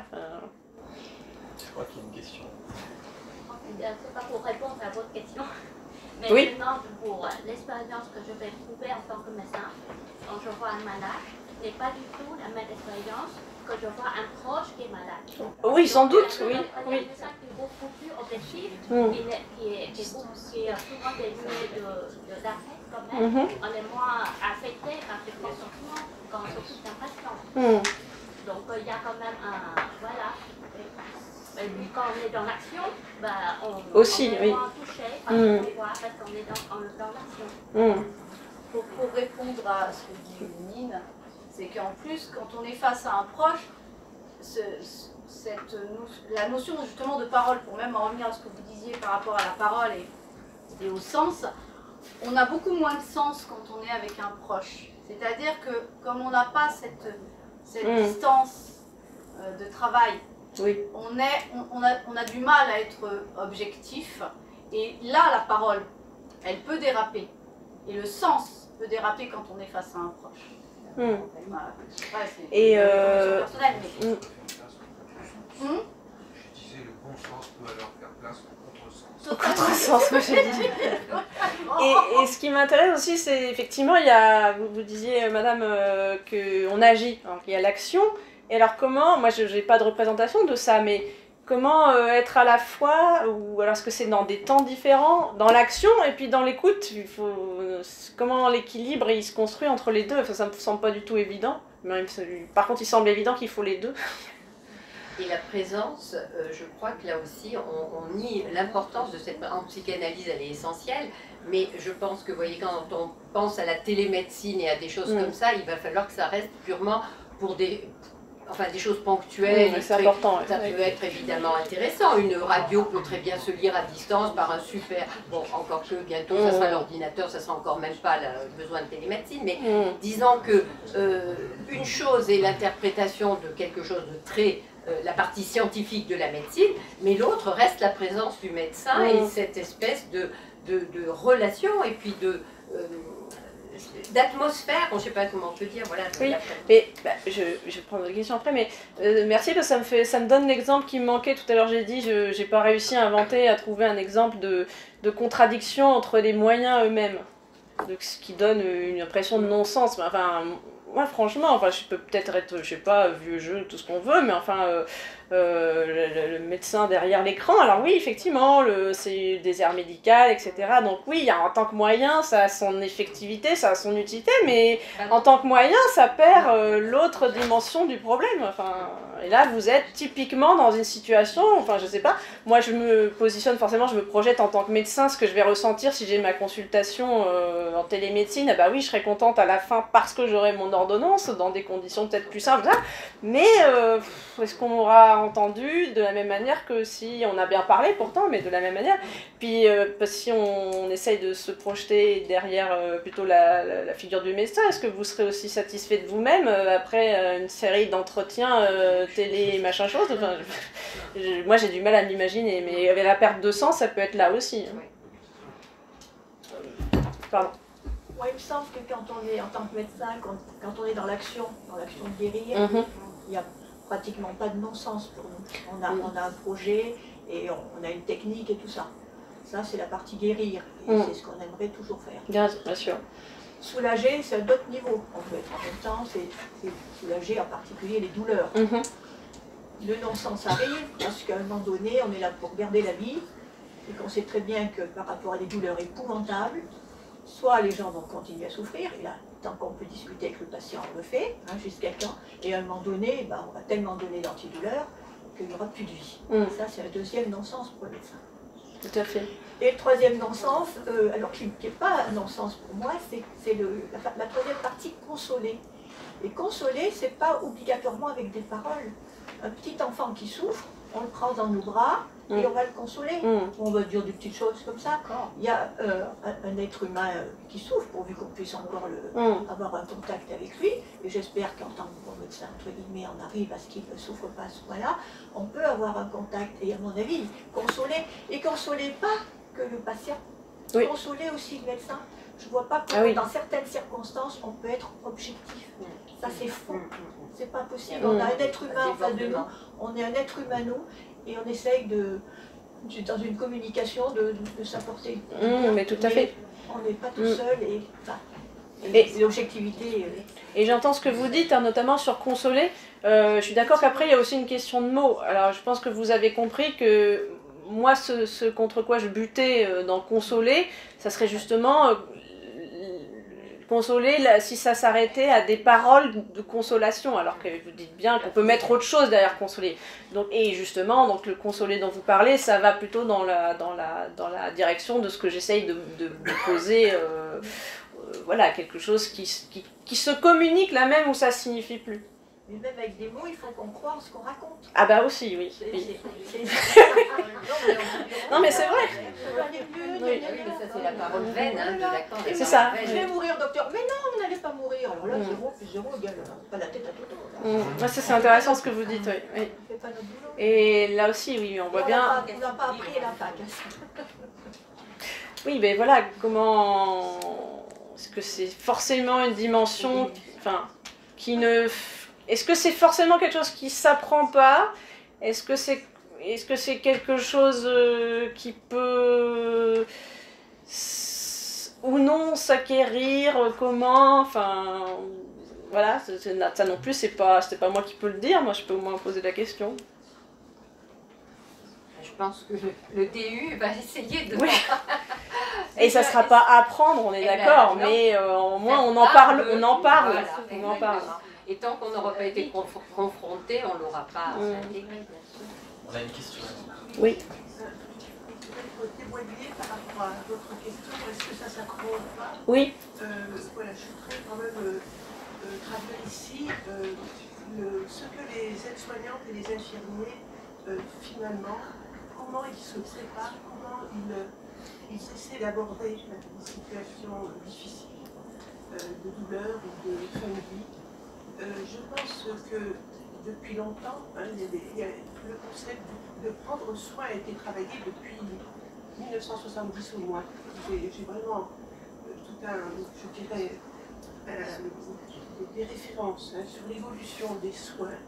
La recherche en soins existe aussi et il y a beaucoup de travaux qui ont été faits sur les soins eux-mêmes, prendre soin sur les différents moments de la vie.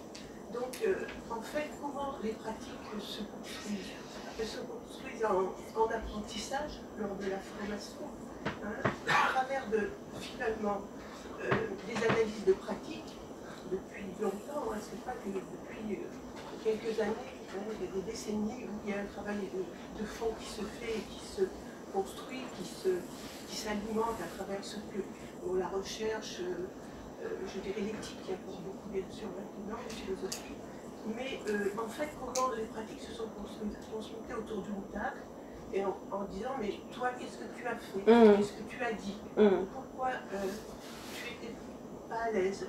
Certains disaient que je suis sortie, c'était insupportable, je n'ai pas pu continuer, etc., etc.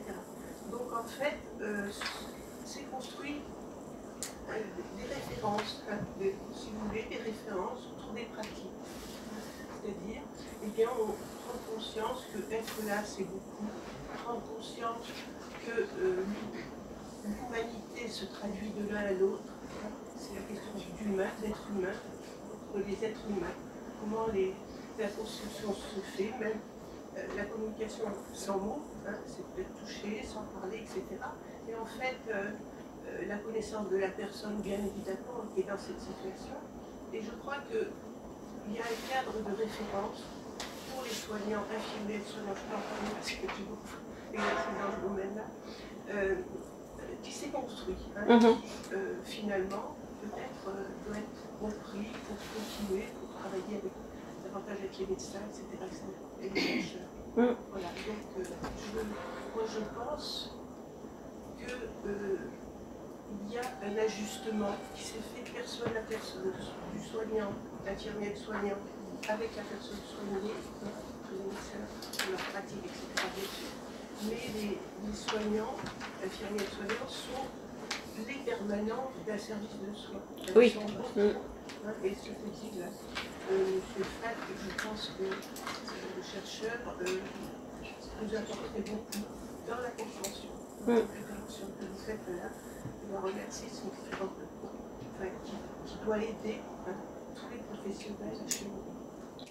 Et c'est intéressant pour moi de voir réémerger, parce que je suis enseignante, enfin maintenant je suis chercheuse, mais enfin j'ai été longtemps enseignante, et de voir réémerger un terme que je connais aussi, et une pratique qui existe aussi justement dans le domaine de l'éducation, c'est les analyses de pratique. Alors ça s'est institutionnalisé, si j'ose dire, justement sous ce terme, c'est-à-dire qu'on va se réunir, on va avoir une réunion mensuelle, je sais pas, enfin peu importe, trimestrielle, d'analyse de pratique, donc c'est finalement c'est bien rodé comme procédure, et ce qui est intéressant aussi, c'est que vous rappeliez comment en fait l'analyse de pratique, avant d'être de l'analyse de pratique sous cette forme institutionnalisée et bien rodée, qui effectivement on voit que c'est comme ça que ça peut, c'était spontanément deux aides-soignantes, des aides-soignants, des infirmiers qui se retrouvent autour de la table parce que c'est le moment où ils se croisent dans le lieu pour dire mais t'as fait comment, enfin ouais. Et donc dans l'éducation nationale aussi, on fait de l'analyse de pratique pour savoir là où ça coince, qu'est-ce qu'on fait, et bon. Et alors ça m'a amené aussi à, enfin c'est pas un hasard ce parallèle, j'ai pensé à un moment quand je relisais ma conférence, je dis ah bah là je dis ça, et ça me faisait penser à une autre chose qui vient de Freud, donc il l'a dit 2 fois, donc il l'a pas dit par hasard, de dire que ici les soignants, médecins, etc., tous les soignants, et par ailleurs moi ou d'autres qui sont des enseignants, on a au moins une chose en commun, c'est que Freud nous a montré ce qu'on avait en commun, on fait 2 métiers impossibles. Ils sont impossibles parce qu'on rate toujours quelque chose de ce qu'on a entrepris de faire, et visiblement ça s'apprend pas, mais voilà, discuter de comment on a fait ou comment on peut faire, c'est ça qui travaille sur l'impossible. Enfin, il y a toujours quelque chose qui pourra être impossible, qui pourra être raté, mais enfin ça se travaille. Mais je ne sais pas si ça s'apprend, mais ça se travaille.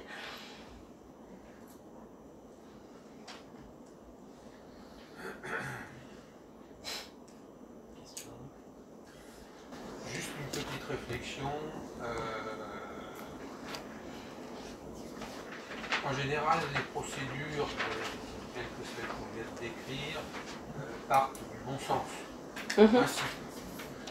Le problème, c'est qu'une fois que les procédures sont installées, elles s'opposent souvent au bon sens.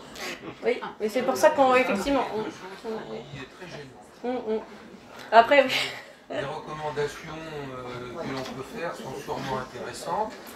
Dans la plupart des cas, elles sont suffisantes et nous aident, mais quelquefois, elles nous gênent beaucoup. C'est vrai que c'est Je pense qu'il faut pouvoir s'en affranchir de temps en temps. J'avais un patron qui disait, c'était une boutade, les recommandations sont faites pour être contournées. Bah, c'est vrai que ça va être l'écart, c'est l'écart, très exactement l'écart entre les deux niveaux de discussion, de pratique qu'on a évoqué là. Quand c'est institutionnalisé, ah bah c'est déjà autre chose que quand on se rend compte et qu'on se demande qu'est-ce que tu as fait. C'est pas pareil. Les limites sont difficiles. Oui. Mais oui, ça m'amènerait à dire que dans toutes les questions dont on parle, là, on se demandait si ça se travaille, si ça s'apprend, etc. Mais ici, comme dans d'autres aspects de ce que j'ai essayé de dire, je crois que si on part pas d'une demande, on n'y arrive pas. Après, qu'est-ce que dans beaucoup de cas qui peuvent être évoqués ici, c'est qu'est-ce que c'est la demande de l'un, qu'est-ce que c'est la demande de l'autre, enfin c'est la demande surtout du patient ou de la famille, j'imagine que... Mais comment elle s'écoute, enfin ça me semble pas du tout évident dans beaucoup de cas auxquels, enfin c'est même une banalité que de dire ça, mais dans beaucoup de cas où il faut que ce soit le soignant, ou, voilà, que ce soit l'infirmier ou l'aide-soignant ou le médecin d'ailleurs, qui a à répondre à quelque chose qui se demande, et comment on entend bien ce qui s'agit, enfin ce qui se demande et quelles ressources on trouve pour répondre. Note qu'on a le même problème en tant qu'enseignant. Ben oui, c'est ça, absolument. Oui. Oui, alors moi je suis ni soignant ni enseignant. Oui, mais je voulais pas réduire le champ des personnes concernées, c'est vrai, vous avez raison. Justement, je suis libéré de vos problématiques, je pense. Hein, parce que ce que vous dites, je pense que c'est pas spécifique ni aux soignants ni aux enseignants. C'est vrai pour tout être humain. D'avoir à un moment une relation sans savoir où elle va nous mener, sans savoir comment on va la mener. Et ça, je pense que on ne peut pas procédurer ce genre d'expérience. C'est sûr. Ah oui, alors bon, d'abord je parlais du sens et non-sens en médecine, donc oui, effectivement. Mais alors après que sens et non-sens s'entrecroisent, ils ne peuvent pas se démêler à aucun niveau de ce qu'on fait, de ce qu'on vit, de ce qu'on dit, je suis absolument d'accord avec vous, oui.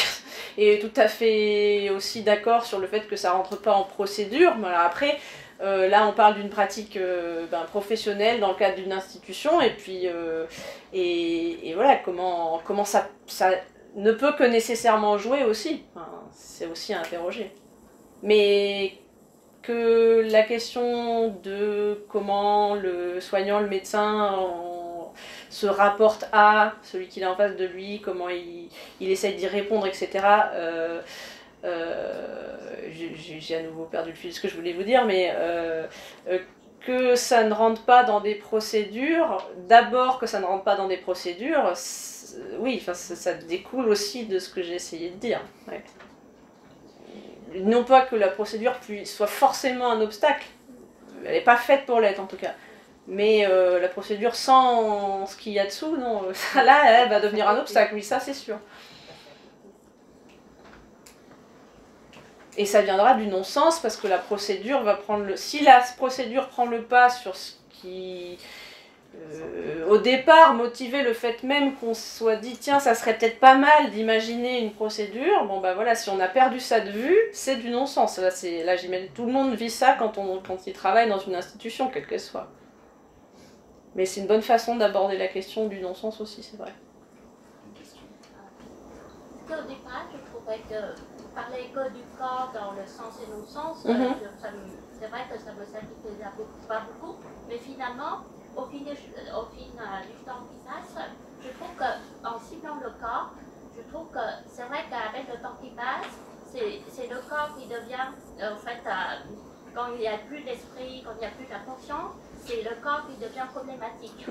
Mais en fait, il n'y a jamais de non-sens de s'occuper du corps, parce qu'au fil du temps, en fait, rien que s'occuper d'hygiène, du bien-être, une douche, donner, voilà. La propreté, ça donne beaucoup de sens. à la Oui, c'est vrai. corps et voilà, qui a besoin de ça. Donc, il n'y a jamais de non-sens.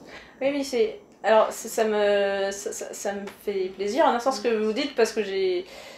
ça me renvoie à une chose que je voulais dire aussi, c'est que je me suis concentrée, j'ai eu envie de me concentrer sur ces expériences-là parce que le sens que j'ai essayé de voir, dont j'ai essayé de voir si on l'y trouvait toujours, il m'est apparu comme quelque chose peut-être...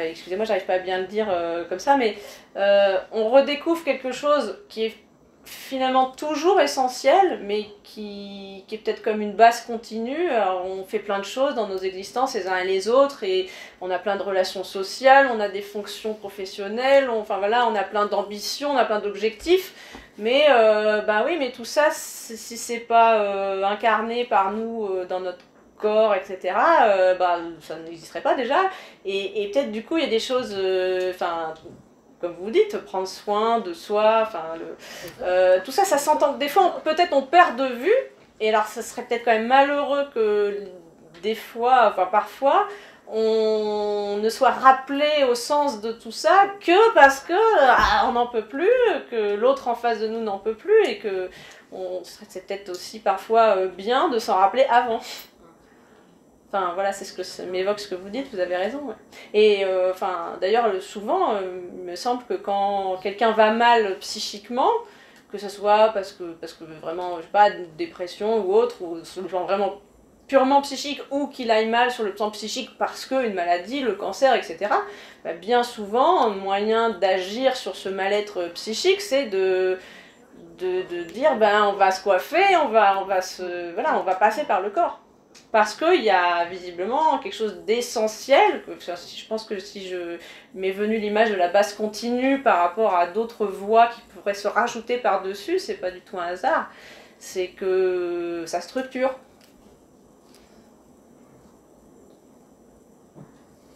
Est-ce qu'on ne rate pas la relation patient-soignant simplement par manque de temps? Alors, je simplifie à extrême. Moi, mes expériences récentes dans le domaine, j'avais l'impression quand même très souvent en tant que patient d'être confronté à un geste technique, qu'il fallait que moi, en tant que patient, j'y réponde de manière technique, c'est-à-dire on posait des questions A, B, C, D, je répondais aux questions 1, 1, 1, 1, et j'arrivais en fin de processus où finalement, je me dis, bon, on va faire comme ci, comme ci, comme ça, et moi, dans ma position de patient, je trouvais ça tout à fait logique, on m'avait tout expliqué, bon voilà, je faisais un choix qui me paraissait en fonction de mes moyens raisonnables, etc. Et finalement, la relation s'arrêtait là, s'interrompait là, alors qu'en fait, la décision que j'avais à prendre était beaucoup plus complexe que ça. Et qu'en fait, la personne qui était en face de moi n'avait pas le temps pour ça.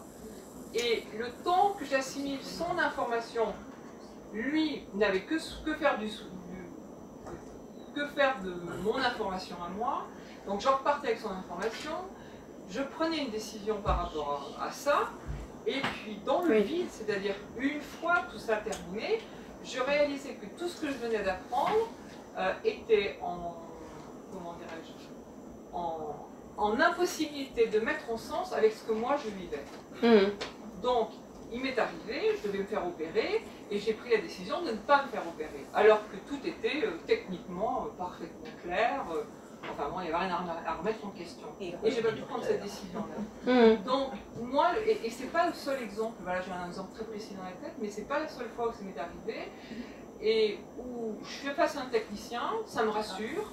Oui. Ça m'est arrivé aussi dans les circonstances d'urgence, ça me rassure, tout le monde fait ce qu'il a à faire autour de moi. Je me dis super, je suis avec des super professionnels, tout se passe bien, ça va forcément se passer bien. Et donc là, il y a un moment où dans l'urgence c'est essentiel, mais après, quelqu'un posait la question à un moment, alors bon, on écoute ou on fait le geste technique. Et je pense qu'il y a un temps pour tout, y compris pour le patient, c'est-à-dire que le patient est parfaitement rassuré quand il y a le geste technique. Mais il attend autre chose que le geste technique. Et c'est un petit peu ce que je suis en train de dire, c'est que je pense que dans l'hôpital, ça se passe, à un moment ça se produit, Mais hors hôpital, c'est-à-dire dans des décisions préopératoires, pour parler de ça, ça ne se produit pas. C'est-à-dire que on enregistre une information technique à laquelle on doit répondre et c'est tout. C'est absolument tout. Or, je pense que moi, en tant que patient, ça me pose quand même beaucoup de questions, beaucoup de problèmes dans mon rapport au corps et dans mon rapport au docteur. Et est-ce que je vais lui faire confiance ou pas si le seul discours que je peux avoir, c'est un discours technique? Pardon, vous voulez répondre directement, c'est ça? Ou intervenir? Allez-y.